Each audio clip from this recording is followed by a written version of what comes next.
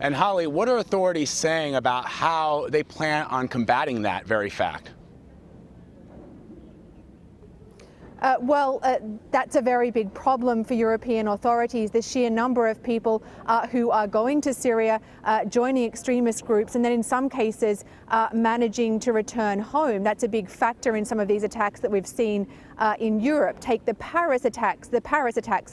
For example, some of the men involved were able to go to Syria, join or receive training from ISIS, and then come home, traveling through Europe apparently unnoticed. And in fact, one of the criticisms that is leveled at European intelligence services more generally is that they don't share enough information because they don't trust each other.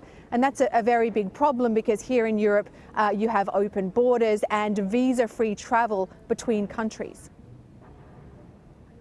Holly, as you reported, there is more information emerging connecting the deadly bombings here in Brussels to the attacks in Paris in November. Najim Lashrawi was an associate of Salah Abdeslam. Those fingerprints of his were found at an apartment rented by one of the suicide bombers.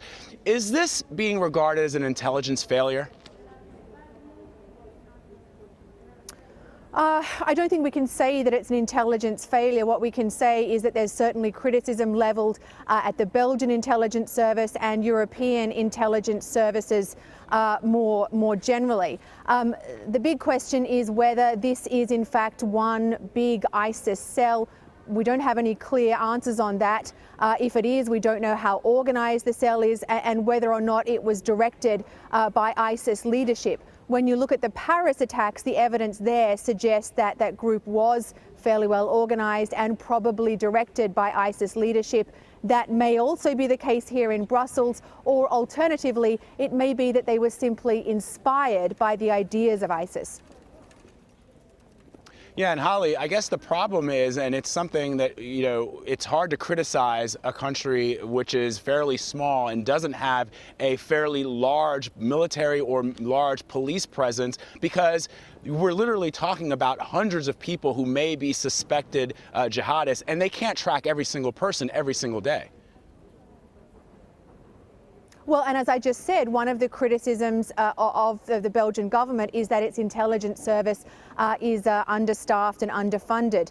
So that's a very big problem for them. This is a small country. It's only 11 million people, but it clearly has a very big problem with violent extremism. Holly Williams reporting for us tonight. Holly, thank you so much for your reporting. We appreciate it.